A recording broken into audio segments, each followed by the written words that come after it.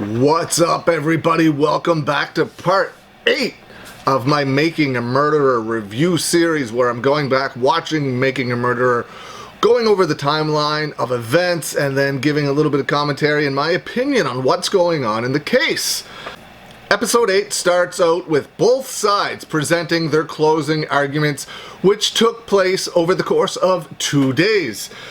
Jerry Buting states that there's a lack of evidence. There's no blood splatter, there's no bloody trail out of the bedroom, there's no scratches on the headboard, and there's no rope fighters. Ken Kratz responds with, Teresa Halbach wasn't killed in the trailer. She was killed in the garage, and that's why there's no blood trail out of the bedroom. However, remember, they said that Brendan Dassey stabbed Teresa Halbach in the bedroom. Let's just say that's not where she died.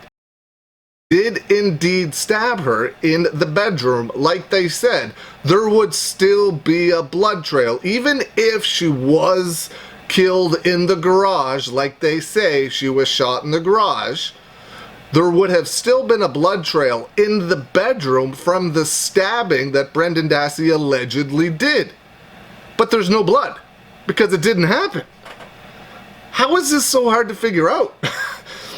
Ken Kratz also states they found Auto Trader magazine and a bill of sale in Stephen Avery's trailer, which is proof that Teresa Halbach was in his trailer, in his home. No, that means she handed him this stuff outside and he brought it in his house. I have a lot of stuff in my house that nobody brought inside. Like that, it doesn't, that makes absolutely no sense. Just because the Auto Trader magazine and the bill of sale was in his house does not mean she was in his house. It means 100% that she was like, she filled it out outside and then he gave it to her and then he went inside and put it down wherever he put it down. That does not mean, that means literally zero that she was in his house. That is mind-boggling, numb, stupid of a thing for Ken Kratz to say. Like, come on. Jerry states this could easily be set up by one person, Lieutenant James Lenk. His name was on the evidence transmittal form from the 1985 case files. He shows up at the RAV4 site without logging in. He also is the guy that found the key, the magical key. And then, 4 months later, four months later, after Manitowoc County is done with having any involvement in this whatsoever. Remember, they weren't supposed to be searching at all in the first place. They were just there to lend pieces of equipment when Calumet County needed them. They were not supposed to be searching at all. But then he goes back 4 months later, and that's when they find the bullet. Jury deliberations begin. A jury member is dismissed because of a family emergency, and an alternate steps in. The jury wanted every bit of Bobby Dassey's testimony read back. But the judge said, no, you can't have it all read back. Just tell us what specific parts you want and you can have that. They never did say in the doc which parts, or at least not yet, which parts of the of Bobby Dassey's testimony that they wanted read back. But why couldn't they have it all read back? This is a murder trial. A man's life is on the line here, and they should be able to have whatever they want read back in order to help them find him guilty or innocent. Either way, doesn't matter which way they were swaying, they deserve to have whatever information they need provided to them. And let's just say that they couldn't get it read back for some weird reason. Why couldn't they have just been given transcripts of the case? You know, that court reporter there typed stuff up, right?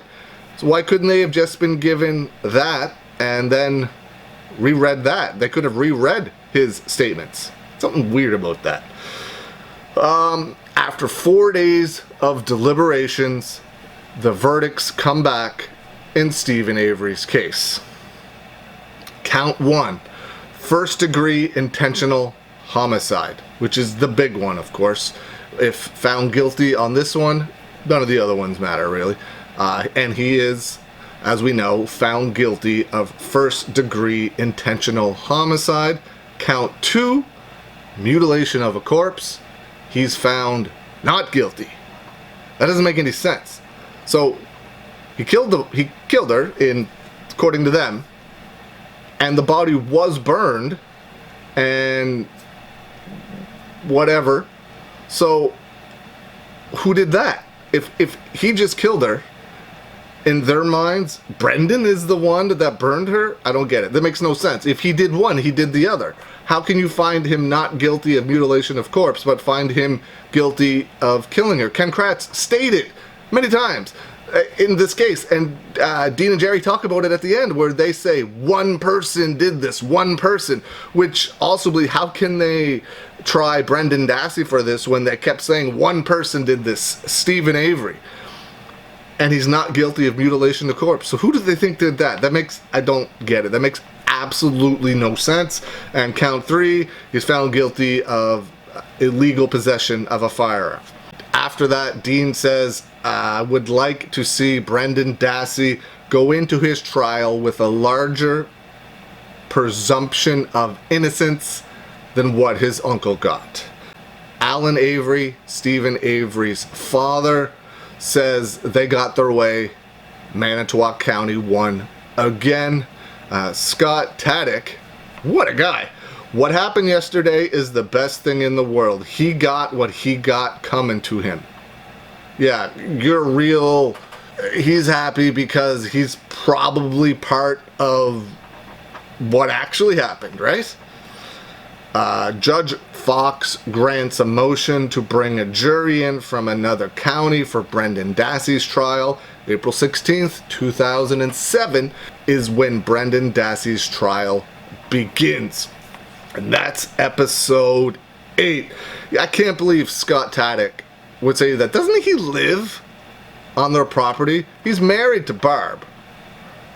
And Barb lives, like, right next door. So Scott lives next to the guy in his family, kind of, and saying that that's the best thing in the world. That's so bonkers. And he's Brendan's stepdad. And he's telling Barb, Brendan's mother, that Brendan should take the plea deal. Mark Weirgart and Thomas Fassbender, one of them called Scott Taddick and told him to tell Barb to tell Brendan to take the plea deal, which was 15 years in jail, I believe, and then 15 years of probation. Scott wants this completely washed away because he knows, in theory, allegedly, him and Bobby Dassey had a lot more to do with it than things are letting on. Or at least, no. This case hurts my brain. It's so ridiculous. It's so ridiculous, and it's so easy to see what's going on. I don't even know what to say. It's so infuriating. It's so frustrating. Ken Kratz is the worst. Because you have something in your house, that means that person was in your house. No, that doesn't mean that at all. There was no blood trail because she wasn't killed in the bedroom. No, but you guys said Brendan stabbed her in the bedroom. You had him draw a diagram. Ridiculous. Absolutely ridiculous. I'll be back soon with episode 9. Thanks for watching, and I'll see you guys again soon.